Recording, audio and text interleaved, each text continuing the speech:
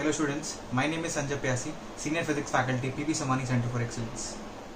Students, as you know that PP Samani Center for Excellence is one of the most esteemed institute when it comes to JEE/NEET coaching. JEE और NEET की coaching में हमने गुजरात में सबसे ज़्यादा selections दिए हैं पिछले सालों में. ठीक है, यही जो चीज़ है वो हमें बाकी इंस्टीट्यूट सबसे आगे और सबसे अलग बनाती है. हम क्योंकि लॉकडाउन की सिचुएशन है तो आपको ऑफलाइन वीडियोस प्रोवाइड नहीं कर पा रहे, हम ऑफलाइन लेक्चर्स हमारे नहीं चल रहे, तो will be providing you with online lectures these days and as soon as this end will be back on our offline track. ठीक है, लास्ट लेक्चर की बात करें तो हमने इलेक्ट्रिक फील्ड की बात पढ़ रही थी, हमने फाइनाइट रॉड में किया था. अब इस लेक्चर में वही चीज़ को हम आगे बढ़ाएंगे, है ना. हम उस रॉड को इनफाइनाइट कर देंगे, सेमी इनफाइनाइट कर देंगे और अलग अलग पोजिशन पर प्लेस करके उसके और न्यूमेरिकल्स करेंगे और उसको और डिटेल्ड में समझने की कोशिश करेंगे. ठीक है, थैंक यू. हेलो स्टूडेंट्स, जैसे कि हम पढ़ रहे हैं electric field due to finitely charge rod. हम फॉर्मूला डिराइव कर चुके हैं इसके लिए. अगर ऐसी कोई रॉड हो, इससे डी डिस्टेंस पर कोई पॉइंट हो, इसकी अगर density lambda coulomb per metre हो, अगर ऊपर वाला एंगल θ1 और ये एंगल θ2 हो, तो इलेक्ट्रिक फील्ड हम निकाल चुके हैं कि इलेक्ट्रिक फील्ड का जो परपेंडिकुलर कंपोनेंट होता है इधर वाला, उसकी वैल्यू आती है k λ/d sine θ1 plus sine θ2. और इलेक्ट्रिक फील्ड का जो पैरेलल कंपोनेंट होता है उसकी वैल्यू आती है k λ/d cos θ2 minus cos θ1. इतना हम अभी तक सॉल्व कर चुके थे, ये सारा हो चुका है. ठीक है, ये था due to a finitely charge rod. अगर रॉड फाइनाइट ना हो करके अगर इनफाइनाइट हो तो क्या होगा, तो ये अपना अगला क्वेश्चन है. ठीक है, तो हम अभी निकालेंगे electric field due to a infinitely charge rod. तो मैं यहाँ पे बना रहा हूँ रॉड इनफाइनाइटली चार्ज. अच्छा, इनफाइनाइट का मतलब क्या होता है, एक बात ध्यान समझना बच्चों. रॉड इनफाइनाइट नहीं होती, इनफाइनाइट नाम का कोई टर्म एग्जिस्ट ही नहीं करता. इनफाइनाइट मतलब ऐसे, जैसे कि देखिए, देखो ध्यान से, ऐसे अगर ये पॉइंट, ये डी जो है, ये इसके बहुत पास आ जाए, है ना, तो ये पॉइंट कहाँ दिखेगा, एकदम दूर दिखेगा, बहुत दूर दिखेगा ही नहीं. नीचे वाला कहाँ दिखेगा, बहुत दूर, उसे कहते हैं इनफाइनाइट. ठीक है, तो ऐसा होता है, ये इनफाइनाइट का कॉन्टेक्स्ट है. तो अगर ये रॉड इनफाइनाइट है मतलब अंत तक जा रहा है, ठीक, ये हम डिस्टेंस माना डी, ये हमारा पॉइंट पी है. अगर ये इनफाइनाइट है तो हमें पता है पैरेलल लाइंस मीट इन्फिनिटी, तो θ1 कितना होगा 90 डिग्री, θ2 भी कितना हो जाएगा 90 डिग्री, और डिस्टेंस कितना है, ये डी है. चलिए बताओ कि ई परपेंडिकुलर कितना, क्या फॉर्मूला है उसका, k λ/d sine θ1 plus sine θ2. Sine θ1 यानी कि साइन 90 वो 1 होता है, प्लस अगर वापस से साइन 90 तो साइन 90 प्लस साइन 90 1 प्लस 1. तो क्या आंसर आएगा अपना बच्चों, 2k λ/d. ये आ गया हमारा ई परपेंडिकुलर. अगर हम ई पैरेलल की बात करें तो उसका फॉर्मूला होता है k λ/d cos θ2 minus cos θ1. ठीक है, cos 90 होता है 0, 0 माइनस 0 है 0, तो आंसर कितना आएगा 0. तो ये हमारा आंसर आ गया. ठीक, ये तो आंसर फॉर्मूला से आया, पर अगर हम कॉमन सेंस लगाते, दिमाग लगाते, तभी ये आंसर आता. देखो इनफाइनाइट तक है, अगर ये इनफाइनाइट तक है तो इसकी वजह से इलेक्ट्रिक फील्ड कहाँ पे आती, नीचे. इसकी वजह से इलेक्ट्रिक फील्ड कहाँ पे आती, नीचे. जितना ऊपर इनफाइनाइट होता है नीचे इनफाइनाइट. अब इसके दो कंपोनेंट बनेंगे, एक कंपोनेंट यहाँ पे आता और एक ऊपर आता. इसके दो कंपोनेंट, एक कंपोनेंट यहाँ पर आता, एक नीचे आता. ये वाले कट जाते, ये वाले जुड़ जाते. तो इस रॉड के परपेंडिकुलर आंसर आना था, वो आया 2k λ/d. और पैरेलल कुछ नहीं आना था, तो देखो बिल्कुल नहीं आया. और क्या आंसर आ गया हमारा 0. तो ये हमारा पहला प्रॉब्लम था एक तरीके से. ये तुम इसको टॉपिक लिख लो, electric field due to infinitely charge rod. क्या आंसर आता है उसका, परपेंडिकुलर कंपोनेंट का आंसर आता है 2k λ/d. This is a very important result, you have to remember it. ठीक है, सो अब नोट करो, हम आगे बढ़ते हैं.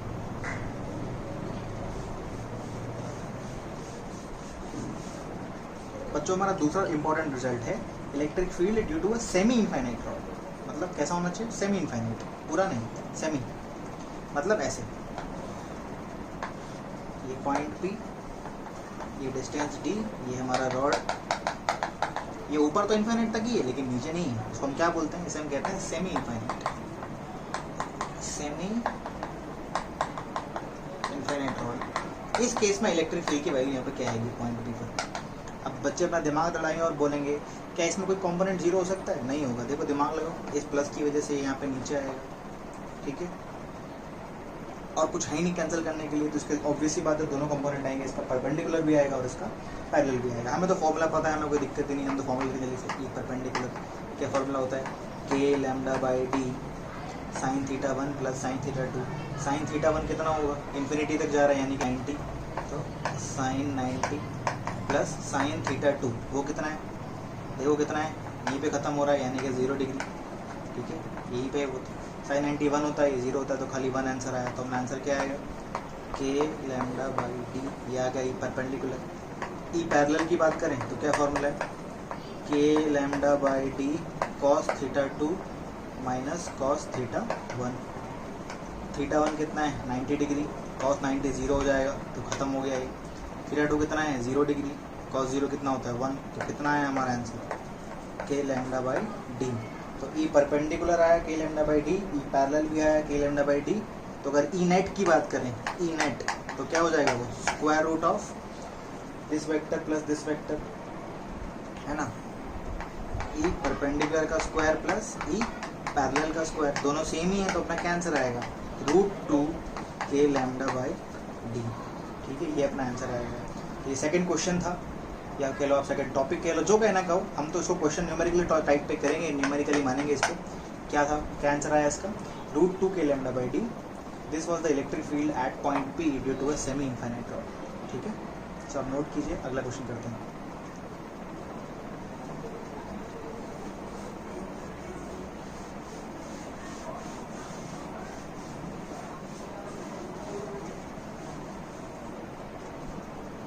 अब हम कर रहे हैं प्रॉब्लम नंबर 3। वो कुछ इस प्रकार है कि एक स्क्वायर दिया हुआ है हमें, क्या है ये बच्चों, स्क्वायर है, ठीक है, स्क्वायर, एक स्क्वायर जिसके सारे साइड्स कॉमन होंगे, हम सबका डिस्टेंस जो है मैं आपको दे के चल रहा हूँ, वो डिस्टेंस जो है वो ए है, मतलब साइड ए दिया हुआ सबको, ठीक है। ये 4 हमारी साइड्स मैं फिर लिख भी देता हूँ, साइड ए है, ये वाली रॉड जो है वो पॉजिटिवली चार्ज है, ठीक है, इस पर है लैम्डा कूलम पर मीटर, ये वाली भी पॉजिटिव चार्ज है लैम्डा कूलम पर मीटर, ये वाली नेगेटिवली चार्ज है minus lambda coulomb per metre, और ये वाली भी नेगेटिवली चार्ज है minus lambda coulomb per metre. आपको बताना है इस स्क्वायर का जो सेंटर होगा, जहाँ पर दोनों डायगोनल्स इंटरसेक्ट करेंगे, वहाँ पर इलेक्ट्रिक फील्ड की वैल्यू क्या आएगी due to this entire setup, ठीक। अब देखें, थोड़ा दिमाग लगाते हैं, बढ़िया क्वेश्चन है, अच्छे से सॉल्व करेंगे तो हम तो ज़रूर हो, ठीक। ध्यान से देखें, अगर हम इसे इसको ध्यान से देखें तो ये अगर हमारा रॉड बार है और ये अगर पॉइंट O है, तो बच्चों ये हो गया हमारा डिस्टेंस, ठीक है। इसकी वजह से 2 कंपोनेंट आएंगे, एक आएगा ऊपर ई परपेंडिकुलर और एक आएगा ई पैरेलल।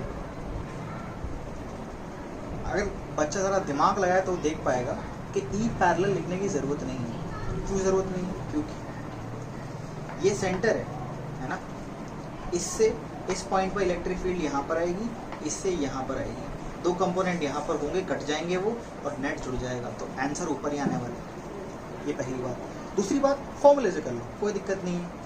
ये स्क्वायर है तो ये 90 डिग्री होगा, डायगोनल्स बाइसेक्ट करते हैं तो ये वाला एंगल 45 डिग्री, ये वाला angle 45 degree. By the way question क्या है, हमें सेंटर पर इलेक्ट्रिक फील्ड बतानी है, इलेक्ट्रिक फील्ड एट सेंटर, ये क्वेश्चन है। ये दोनों एंगल कितने हो गए 45 डिग्री, ठीक। अब अगर हमें परपेंडिकुलर कंपोनेंट निकालना है, ठीक है, ई परपेंडिकुलर, इसको मैं E1 का नाम दे रहा हूँ, E1, तो क्या फॉर्मूला है, के लैम्डा बाई डी। फिलहाल मैं डी लिख रहा हूँ, मुझे पता है डी ये डिस्टेंस है, अगर ये ए है तो ये भी ए है, और ये कितना हो जाएगा फिर आधा, यानी कि a/2। और फिलहाल मैं उसको एक काम करते हैं, लिख ही देते हैं सीधा a/2, तो अपॉन में जो 2 ऊपर चला जाएगा तो यहाँ पे 2 आ जाएगा, ठीक। Sine theta 1 plus sine theta 2, ध्यान से देखो कितना है, थीटा 1 45 डिग्री, ये भी कितना है 45 डिग्री। साइन 45 कितना होता है बच्चों 1/√2, तो sine theta 1 plus sine theta 2, 1/√2 plus 1/√2, ये आ जाएगा 2/√2। तो अपना आंसर क्या आएगा सॉल्व होके, 2√2 के लैम्डा बाई ए। ये इलेक्ट्रिक फील्ड आई ऊपर की तरफ, ठीक। अब दिमाग लगाओ, ये है वापस से लैम्डा कूलम पर मीटर, अगर ये लैम्डा कूलम पर मीटर तो इसकी वजह से भी आंसर कहाँ पे आएगा, परपेंडिकुलर इसके, यानी कि यहाँ पर आएगा, और पैरेलल वाला कंपोनेंट क्या हो जाएगा, कट जाएगा। ठीक, तो ये लैम्डा वापस से ये डिस्टेंस a/2, तो इसका आंसर कितना आएगा, वो भी इतना ही आएगा, 2√2 k λ/d। ठीक, अगर इसकी वजह से बात करें तो इसकी वजह से कहाँ पे आएगा, ये देखो ध्यान से, यहाँ पे वापस से ये यहाँ पे इस पॉइंट की वजह से फिर से परपेंडिकुलर आएगा, लेकिन दिमाग लगाओ, इधर आएगा या इधर आएगा, ऊपर आएगा। क्यों ऊपर आएगा, तो यहाँ माइनस लैम्डा है, माइनस मतलब इसकी तरफ होगा। अगर वो उसकी तरफ होगा तो हम क्या सीखे, हम ये सीखे, डायग्राम ऐसे हो जाएगा, ये वो सेंटर, इस पर इसकी वजह से, इसकी वजह से, इसकी वजह से और इसकी वजह से मैं इलेक्ट्रिक फील्ड प्लॉट कर रहा हूँ। ठीक, इसकी वजह से कहाँ पे आई, ऊपर आई, और कितनी आई, ये रही। ठीक, इसकी वजह से कहाँ पे आई, इधर आई, और कितनी रही, सेम। इसकी वजह से कहाँ पे आएगी, माइनस है तो माइनस की तरफ आती है, तो वो ऊपर ही आएगी, कितनी, अब इसे इतनी आएगी, ये माइनस है, इसकी वजह से कितनी आएगी, इतनी ही आएगी, और कहाँ आएगी, इधर। तो यहाँ टोटल कितना हो गया, 2√2 k λ/a पर 2 बार, ये 2 बार यानी कि 4√2 k λ/a इधर, और ऊपर भी 4√2 k λ/a यहाँ पर भी। तो ई नेट कितना आ जाएगा, इसका नेट निकालेंगे अपन, तो इसको स्क्वायर करेंगे, 4 का स्क्वायर 16, 16 इंटू √2 इज 32, तो ये 32 आ गया, 32 प्लस 32 इज बेसिकली 64, तो 64 k square lambda square by a square, तो इवेंचुअली आंसर आया 8 k λ/a।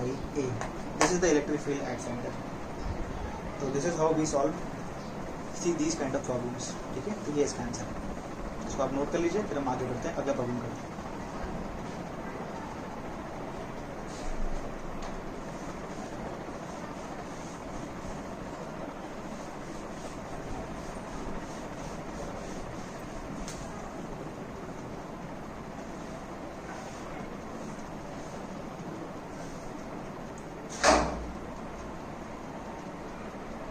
अगला प्रॉब्लम, ठीक है, जैसे मान लीजिए ये दो सेमी इनफाइनाइट रॉड लेनी है, ठीक है, दोनों सेमी इनफाइनाइट है, यहाँ पर कोई पॉइंट है, पॉइंट P, ठीक, ये डिस्टेंस है स्मॉल a, और ये भी कितना है, स्मॉल a। तो आपको ये बताना है कि what is the value of electric field at point P due to this rod. आपको दिया हुआ है कि इस पर जो डेंसिटी है वो है लैम्डा कूलम पर मीटर, और ये भी कितनी है, लैम्डा कूलम पर मीटर। आपको बताना है electric field at point P। ठीक है, वीडियो को जल्दी से आप पॉज कर लीजिए और खुद से सॉल्व करने की कोशिश कीजिए कि electric field at point P जो है वो कितना आएगा। ठीक है, ये खुद से करना है आपको, electric field at point P। ठीक, चलिए देखिए, तो हम सवाल सॉल्व करते हैं। फिर ये रॉड थी हमारी सामने, ठीक है, ऐसे मैं इस पॉइंट P पर इलेक्ट्रिक फील्ड निकाल रहा हूँ इस रॉड की वजह से। ये इनफाइनाइट तक जा रहा है, तो ये वाला एंगल कितना हो जाएगा, 90, और ये वाला एंगल कितना होगा, ध्यान से देखिए तो दिखेगा, ये A है और ये A है, तो ये कितना होगा, √2a, तो बेसिकली एंगल कितना है, 45, तो ये भी कितना होगा, 45 डिग्री। तो θ1 कितना है, 90, θ2 कितना है, 45 डिग्री। इस पॉइंट पर हमें E परपेंडिकुलर और E पैरेलल जो है सो लिखना होगा। सबसे पहले लिखते हैं हम लोग E परपेंडिकुलर, क्या है कि उसकी वैल्यू k λ/d, d क्या होता है, परपेंडिकुलर डिस्टेंस, वो कितना है, a, k λ/d, फिर ब्रैकेट में क्या आएगा, sin θ1 प्लस sin θ2। sin θ1 कितना है, 90 डिग्री, और sin 90 कितना होता है, 1 होता है, तो लिख देंगे 1 प्लस sin 45 1/√2। ये कहाँ पे है, ये परपेंडिकुलर है। अब दूसरी बात करते हैं पैरेलल के, पैरेलल कंपोनेंट कितना है, यहाँ पे बना देता हूँ मैं ऊपर की तरफ, ये हमारा आंसर है। पैरेलल कितना आएगा, k λ/d cos θ2 minus cos θ1, यानी कि 1/√2 माइनस 1। ठीक है, cos θ2, सॉरी ये गलती कर दी मैंने, cos θ2 माइनस cos θ1। θ1 कितना है, 90 डिग्री, 90 क्या होता है, cos 90 0, तो ये सिर्फ इतना ही आंसर आएगा, k λ/d a 1/√2। दिमाग लगाएं, पैरेलल तो ठीक है, इसके पैरेलल तो आएगा, पर इधर पैरेलल या इधर पैरेलल? आप सोचोगे तो दिमाग लगा पाओगे कि इधर पैरेलल। क्यों?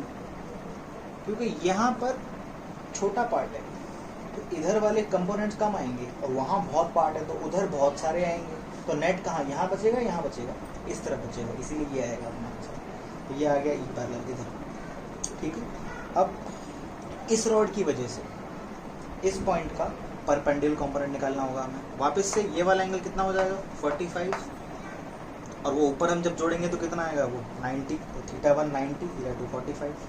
ठीक, हम जब सॉल्व करेंगे तो ई परपेंडिकुलर की वैल्यू क्या आएगी, के लैम्डा बाई ए 1 + 1/√2। पर किधर आएगी परपेंडिकुलर की वैल्यू, वो इधर आएगी, है ना।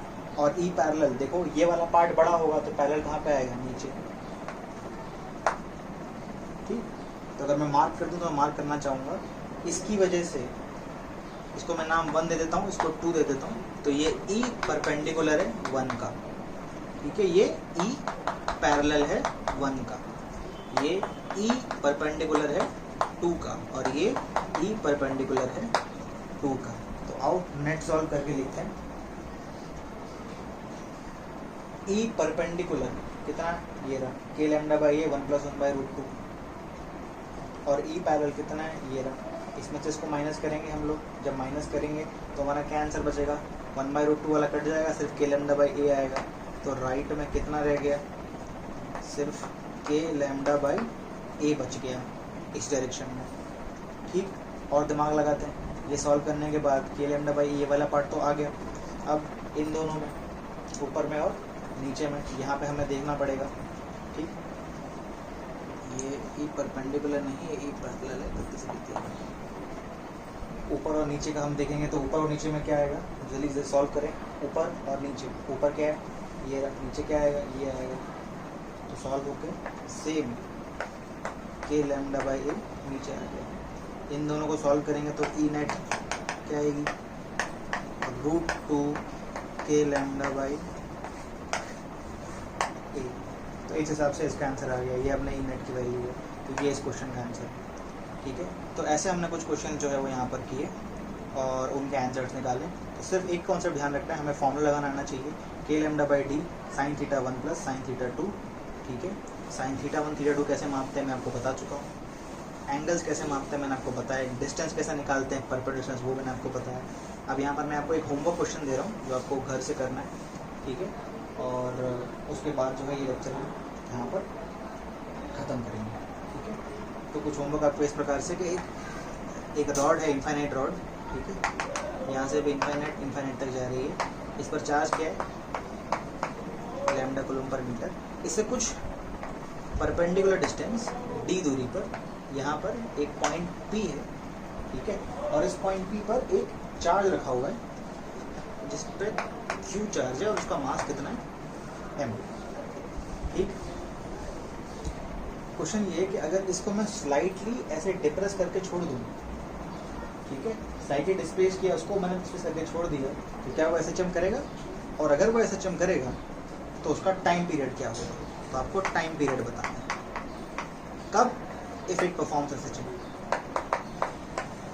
इफ इट परफॉर्म्स एसएचएम, अगर वो एसएचएम परफॉर्म करेगा तो उसका टाइम पीरियड क्या होगा, ये आपको मुझे बताना है। दिस इज योर होमवर्क, ये हम चेक करेंगे हमारे अगले लेक्चर में। ठीक है, तब तक के लिए थैंक यू, हम मिलते हैं बाद में।